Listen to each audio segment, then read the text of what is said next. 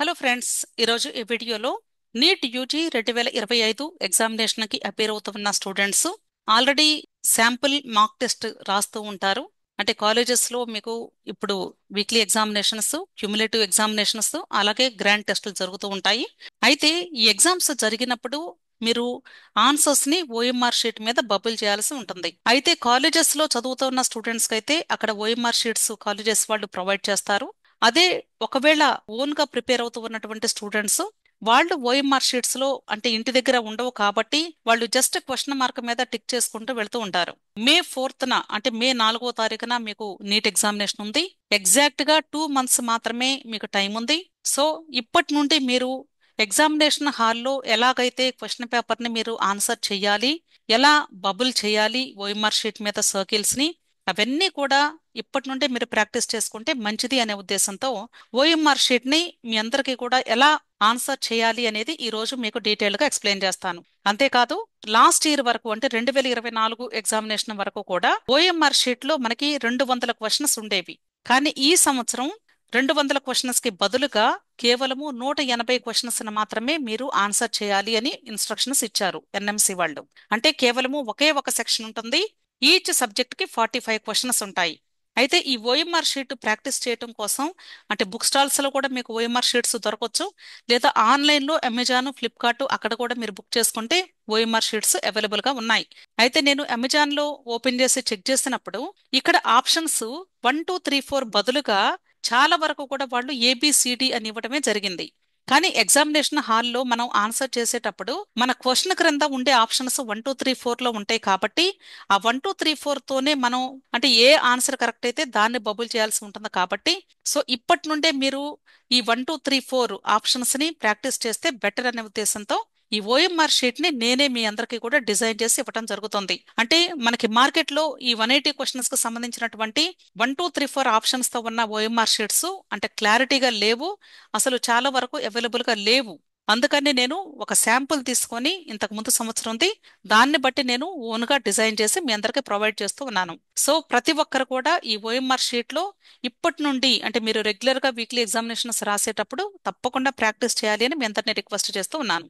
అయితే OMR sheet తీసుకున్నప్పుడు first చేయాల్సినటువంటి పని ఏంటంటే స్టూడెంట్ కి సంబంధించినటువంటి డీటెయిల్స్ అన్ని కూడా ఫిల్ చేయాలి. ఇక్కడ నీట్ రోల్ నెంబర్ అని ఉంది. ఈ నీట్ రోల్ నెంబర్ అంటే ప్రస్తుతం మీకు అంటే నీట్ అప్లికేషన్ మాత్రమే పెట్టాం కాబట్టి హాల్ టికెట్ వస్తే నీట్ రోల్ నెంబర్ వస్తుంది. అప్పటి వరకు మీ క్లాస్ లో మీ యొక్క రోల్ నెంబర్ ఏదైతే ఉందో అది ఇక్కడ ఎంటర్ చేసి దాన్ని బబుల్ చేయడానికి ప్రయత్నించండి. ఓకే, అంటే ఇక్కడ సపోజ్ మీకు 1 2 3 4 5 7 9 ఇది నెంబర్ అనుకోండి మీది. సో 1 అంటే ఇక్కడ 1 ని బబుల్ చేయాలి, 2 అంటే ఇక్కడ 2 ని బబుల్ చేయాలి.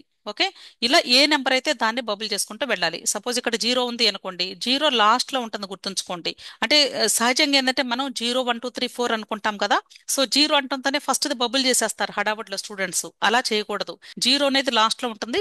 జాగ్రత్తగా ఇప్పటి నుండే ఆ ప్రాక్టీస్ చూసుకోండి. ఓకే, నెక్స్ట్ అంతేకాదు ఇక్కడ మీరు బబుల్ చేసేటప్పుడు ఈ సర్కిల్ కంప్లీట్ గా బబుల్ అవ్వాలి. ఓకే, ఇలా కంప్లీట్ గా అంటే డార్కెన్ అవ్వాలి. అలా కాకుండా మీరు జస్ట్ అంటే ఇలా లైట్ గా చేసేసి వదిలేశారనుకోండి, ఇది వ్యాలిడ్ కాదు. స్కాన్ చేసినప్పుడు ఈ బబులింగ్ ని తీసుకోదు సిస్టమ్. కాబట్టి మీరు ఎంటర్ చేసినటువంటి రోల్ నెంబర్ కరెక్ట్ అవ్వచ్చు, కానీ ఇక్కడ మీరు స్కానింగ్ ప్రాపర్ గా చేయకపోయినా సరే మీ యొక్క ఓఎంఆర్ షీట్ యాక్సెప్ట్ అవ్వదు. Next text booklet code Q అని ఇచ్చాను. అంటే ఇది ఒక శాంపుల్ మాత్రమేనండి. మీకు ఎగ్జామ్ హాల్లో మీ క్వశ్చన్ పేపర్ మీద ఏ బుక్లెట్ కోడ్ అయితే ఉందో అది ఇక్కడ మీకు ఓఎంఆర్ షీట్ మీద మీకు ఇచ్చినటువంటి ఓఎంఆర్ షీట్ మీద ఉన్న కోడ్ రెండు మ్యాచ్ అవ్వాలి. ఒకవేళ మ్యాచ్ అవ్వకపోతే వెంటనే ఇన్విజిలేటర్ కు చెప్పి చేంజ్ చేయించుకోవాల్సి ఉంటుంది ఓఎంఆర్ షీట్ ని. ఓకే, అలాగే టెక్స్ట్ బుక్లెట్ నెంబరు ఇది కూడా క్వశ్చన్ పేపర్ బుక్లెట్ మీద ఒక నెంబర్ ఉంటుంది. ఆ నెంబర్ ని ఇక్కడ ఎంటర్ చేసి మీరు ఆ నెంబర్ ని ఇక్కడ బబుల్ చేయాల్సి ఉంటుంది. ఇక్కడ టోటల్ గా 7 to 8 డిజిట్స్ తో ఉంటుంది. అంటే నేను శాంపుల్ మాత్రమే ఇచ్చాను. మీకు ఎన్ని నెంబర్స్ ఉంటే అవి ఇక్కడ ఎంటర్ చేసి ఇక్కడ ఉన్నటువంటి నెంబర్ ని మీరు ప్రాపర్ గా బబుల్ చేయాల్సి ఉంటుంది. అర్థమైంది కదా. డిక్లరేషన్ బై ది క్యాండిడేట్ అంటే స్టూడెంట్ ఈ ఓఎంఆర్ షీట్ తనదే అన్నట్లుగా, అంటే స్టూడెంటే ఈ ఓఎంఆర్ షీట్ మీద బబుల్ చేసినట్లుగా ఈ డీటెయిల్స్ అన్ని కూడా అంటే ఇన్ఫర్మేషన్ అంతా కూడా స్టూడెంట్ కి సంబంధించింది అన్నట్లుగా డిక్లరేషన్ ఇస్తున్నట్లు ఇదంతా కూడా చదివి మీరు స్టూడెంట్ ఇక్కడ సంతకం చేయాల్సి ఉంటుంది. స్టూడెంట్ సంతకం చేసేటప్పుడు విడివిడిగా లెటర్స్ రాయకూడదు, అంటే క్యాపిటల్ లెటర్స్ లో రాయకూడదు. నీట్ అప్లికేషన్ పెట్టినప్పుడు ఆ సిగ్నేచర్ ని స్కాన్ చేసి అప్లోడ్ చేశారు. మీరు నీట్ అప్లికేషన్ లో ఏ సంతకాన్ని అయితే స్కాన్ చేసి అప్లోడ్ చేశారో అదే సంతకం ఇక్కడ ఉండాలి. అంటే ఇన్ రన్నింగ్ హ్యాండ్ రైటింగ్ అన్నారు, అంటే విడివిడి అక్షరాలు కాకుండా ఎగ్జాక్ట్ సిగ్నేచర్ ఇక్కడ ఉండాలి. అంటే సపోజ్ మీరు రాజేష్ అనుకోండి మీ నేము, ఇలా మీరు సంతకం చేశారనుకోండి, ఇది మీరు అప్లికేషన్ పెట్టినప్పుడు ఇలా చేసి అప్లోడ్ చేస్తుంటే ఇదే మాదిరిగా ఇక్కడ కూడా సంతకం చేయాలి. ఆ తర్వాత టైం కూడా వేయమంటున్నారు, ఎన్ని గంటలకి మీరు ఈ సంతకం చేశారనేది ఎగ్జామ్ హాల్లో ఆ టైం కూడా మీరు మెన్షన్ చేయాల్సి ఉంటుంది. సపోజ్ మీకు 2:10కి మీరు సంతకం చేశారు అనుకోండి, 2:10 PM. ఓకే, ఇలా రాయాలి. Next, candidates name in running hand writing. Student యొక్క పేరు కూడా ఇక్కడ క్యాపిటల్ లెటర్స్ లో రాయకూడదు. ఇక్కడ రాజేష్ అనుకోండి సపోజ్, అంటే ఇంటి పేరు బి అనుకోండి, బి రాజేష్ అంటే విడివిడిగా రాయకుండా ఈ నేమ్ ని ఇట్లా మీరు కలిపి రాయాల్సి ఉంటుంది. కొద్దిమంది ఇట్లా పేరు రాసేది ఇక్కడ సిగ్నేచర్ ఒకేలాగా ఉండొచ్చు, ఉన్న ప్రాబ్లం లేదు, కానీ విడివిడిగా మాత్రం క్యాపిటల్ లెటర్స్ లో రాయకూడదు. Okay, next, father's name in running handwriting. మీ యొక్క తండ్రి పేరు లేదా గార్డియన్ అంటే గార్డియన్ పేరు, అది కూడా అంతే, ఇలా కలిపి రాయాలి కానీ విడివిడిగా రాయకూడదు. అలాగే మదర్స్ నేమ్, తల్లి పేరు లేదా గార్డియన్ నేమ్, సేమ్ ఇక్కడ కూడా కలిపి రాయాలి. Next, candidates left hand thumb impression. ఇక్కడ స్టూడెంట్ యొక్క ఎడమ చేతి బొట్టన వేలు ముద్ర ఇక్కడ వేయాల్సి ఉంటుంది. ఒకవేళ ఇది ప్రింట్ అయ్యి వచ్చుంటే సేమ్, అంటే మీరు అప్లికేషన్ లో ఏదైతే పెట్టారో అదే ఇక్కడ ప్రింట్ అయ్యి ఉండొచ్చు. Okay, next, invigilators signature with time. ఇక్కడ ఎంతమంది ఇన్విజిలేటర్స్ ఉంటే అంతమంది కూడా సంతకం చేస్తారు. ఇద్దరు ఉన్నారనుకోండి ఒక రూమ్ లో, number 1 number 2. So first invigilator సంతకం చేసి టైం వేయాలి, సెకండ్ ఇన్విజిలేటర్ సంతకం చేసి టైం వేయాలి. ఫస్ట్ ఈ డీటెయిల్స్ అన్ని కూడా ప్రాపర్ గా ఉన్నాయో లేదో చెక్ చేసుకోవాలి. ఓకే, ఇది రెగ్యులర్ గా మనం ఎగ్జామినేషన్ హాల్లో కూడా, అంటే వీలైతే ఇవన్నీ కూడా ఇలా ఫిల్ చేయడానికి ప్రయత్నించండి, అంటే మీకు ఈ నంబర్స్ అన్ని కూడా అవైలబుల్ గా ఉంటాయి. అయితే ఇప్పుడు క్వశ్చన్ పేపర్ ని ఆన్సర్ చేసేటప్పుడు మీరు ఈ యొక్క ఆప్షన్స్ ని బబుల్ చేసేటప్పుడు ప్రాపర్ వే ఆఫ్ బబ్లింగ్ ఏంటి అనేది ఇప్పుడు చూపిస్తాను. మీకు ఎగ్జామినేషన్ హాల్లో బ్లాక్ పెన్ కానీ లేదా బ్లూ పెన్ కానీ ఎన్టీఏ వాళ్ళే మీకు ప్రొవైడ్ చేస్తారు. అంతేకాదు వాచెస్ కూడా మీరు పెట్టుకుని వెళ్ళకూడదు, అక్కడ క్లాక్ ఉంటుంది, క్లాక్ చూస్తే మీరు ఎగ్జామ్ అంతా కూడా ఫాలో అవుతూ ఉండాలి. అయితే ఇప్పుడు ప్రాపర్ వే ఆఫ్ బబ్లింగ్ ఎలా చేయాలి అంటే, సపోజ్ మీరు 8th క్వశ్చన్ తీసుకున్నారు, 8th క్వశ్చన్ కి సెకండ్ ఆప్షన్ కరెక్ట్ అనుకోండి. సో ఈ సెకండ్ ఆప్షన్ ని కంప్లీట్ గా, అంటే బౌండరీ నుండి స్టార్ట్ చేసి ఇలా లోపల స్పీడ్ గా ఇలా చేసేసుకోవచ్చు. ముందు బౌండరీ దగ్గర నుండి స్టార్ట్ చేయండి, అప్పుడు ప్రాపర్ గా బబ్లింగ్ అవుతుంది.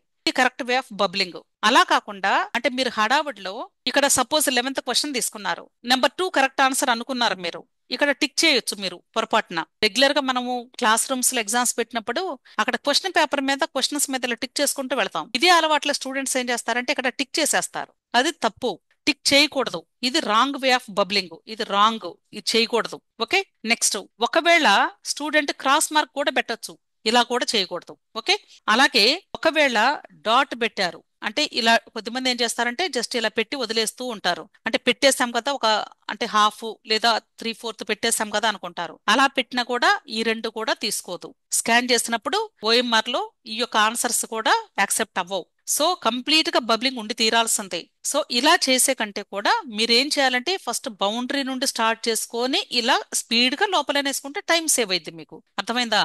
అంతేకాదు కొద్దిమంది స్టూడెంట్స్ ఏం చేస్తారంటే ఫస్ట్ డాట్స్ పెట్టుకుంటూ వెళ్తారు, అంటే ఏ క్వశ్చన్ కి ఏ ఆన్సర్ కరెక్టో ముందు డాట్స్ పెట్టుకుంటే తర్వాత బబుల్ చేసుకునేటప్పుడు ఈజీగా ఉంటుంది అని. అలా కాకుండా కొద్దిమంది స్టూడెంట్స్ ఏం చేస్తారంటే ఇలా పెట్టుకుంటూ వెళ్తారు. ఒకవేళ ఈ స్టూడెంట్ కి తర్వాత ఈ ఆన్సర్ తప్పు అని అనిపించింది అనుకోండి, దీనికి బదులుగా ఈ 60వ నెంబర్ క్వశ్చన్ కి 2 కరెక్ట్ ఆన్సర్ అనుకోండి, దీన్ని బబుల్ చేశారు అనుకుందాం. అప్పుడు ఏమవుతుంది అంటే ఇన్వాలిడ్ బబ్లింగ్ అవుతుంది ఇక్కడ కూడా. సో ఇక్కడ ఇది మార్చారు, కానీ ఆల్రెడీ ఇక్కడ కొంచెం పెద్దదే పెట్టేశారు, కాబట్టి ఇది కూడా ప్రాపర్ వే కాదు. సో దయచేసి స్టూడెంట్స్ మీరు ఏం చేయాలి అంటే మీ క్వశ్చన్ పేపర్ క్వశ్చన్స్ మీద టిక్ చేసుకోండి. టిక్ చేసుకున్న తర్వాత ఎవ్రీ 10 క్వశ్చన్స్ కి బబ్లింగ్ ఫినిష్ చేసేసుకోండి.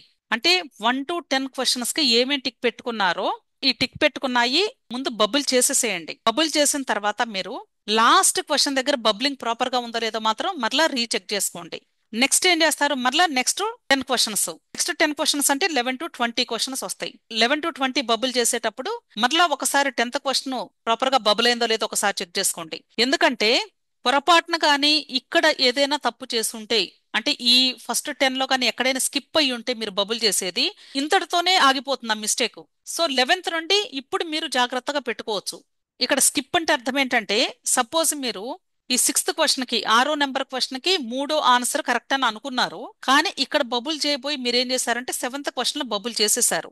ఈ బబుల్ చేసిన తర్వాత ఏమవుతుంది, ఇక్కడ నుండి ఈ 7th question answer number 2 correct అనుకోండి, ఇక్కడ బబుల్ చేయబోయి ఇక్కడ బబుల్ చేస్తారు వెంటనే, దీని అంటే నెక్స్ట్ లైన్ లో ఉంది కాబట్టి, అంటే క్వశ్చన్ నెంబర్ చూసుకోకుండా పొరపాటున. అలాగే ఇక్కడ 8th క్వశ్చన్ ఆన్సర్ వచ్చేసి ఇక్కడ క్రింద 9th కి పెడతారు. సో 9th ది 10th కి వెళ్ళిద్ది. ఇప్పుడు 10th ఎక్కడ పెడతారు మీరు, 11th దగ్గరకు వెళ్ళొచ్చు బహుశా. సో ఇప్పుడు మీరు నెక్స్ట్ సిరీస్ లో ఏం చేయబోతున్నారు? 11th నుండి 20 వరకు పెట్టబోయేటప్పుడు ఇక 10th దగ్గరే మీకు తెలిసిపోతుంది. అంటే 10th దగ్గర మిస్ అయ్యి 11th లోకి వచ్చేసింది అని. సో ఇక్కడ ఇంతటితో మీరు బ్రేక్ చేసేసుకోండి. ఆ ప్రాబ్లం ఉంటే అంటే ఇంకా అంతటితో స్టాప్ అయిపోతుంది. ఇప్పుడు అట్లీస్ట్ జాగ్రత్తగా 12వ క్వశ్చన్ నుండి జాగ్రత్తగా ఆన్సర్ చేసుకుంటూ వెళ్ళాలి. ఏదైనా మిస్టేక్ ఉంటే కేవలం ఇక్కడ మాత్రమే మీకు ఆ డ్యామేజ్ ఉంటుంది, అంతేగాని నెక్స్ట్ క్వశ్చన్స్ కి ఆ ఎఫెక్ట్ ఉండదు. అలా కాకుండా మీరు ఈ 10 క్వశ్చన్స్ ఓఎంఆర్ షీట్ లో బబ్లింగ్ చేసుకోకుండా ఒక్కసారి ఈ 45 క్వశ్చన్స్ ఫస్ట్ లైన్ లో ఎన్ని పెట్టేసుకుందాము అనుకున్నట్లయితే ఎక్కడైనా సరే ఒకటి కానీ స్కిప్ అయింది అంటే ఆ సిరీస్ వర్టికల్ కాలంలో మొత్తం అంటే అక్కడ నుండి మొదలుకొని నెక్స్ట్ ఎన్ని మిస్టేక్ అవుతాయి. అంటే టోటల్ క్వశ్చన్స్ రాంగ్ అయిపోతాయి. సో అది రాకూడదు అంటే ఎవ్రీ 10 క్వశ్చన్స్ కి ప్రతి ఒక్కరు కూడా బబుల్ చేసేయండి. లాస్ట్ క్వశ్చన్ బబుల్ చేసినప్పుడు అంటే 10, 20, 30 ఇలా చెక్ చేసుకోండి. చెక్ చేసుకున్నప్పుడు మీకు ఒకవేళ ఎక్కడైనా స్కిప్ అయితే మాత్రం కరెక్ట్ చేసుకునే అవకాశం లభించుద్ది మీకు. అర్థమైంది అనుకుంటున్నాను. సో ప్రతి ఒక్కరు కూడా మీరు రెగ్యులర్ ఎగ్జామినేషన్స్ లోనే ఈ ఓఎంఆర్ షీట్ ని ఎలా ఆన్సర్ చేయాలి అనేది దయచేసి ప్రతి ఒక్కరు కూడా ఆన్సర్ చేసుకోండి. ఈ షీట్ ని నేను ఓన్ గా డిజైన్ చేశాను. ఈ షీట్ యొక్క లింక్ నేను వీడియో క్రింద డిస్క్రిప్షన్ లో ఇస్తున్నాను. ఆ లింక్ ని క్లిక్ చేసి మీరు ప్రింట్అవుట్ తీసుకొని దాన్ని ఒక 20 కాపీస్ జిరాక్స్ తీయించుకుంటే సరిపోతుంది. సో ప్రతి ఒక్కరు కూడా దయచేసి ఓఎంఆర్ షీట్ మీదే ప్రాక్టీస్ చేయండి.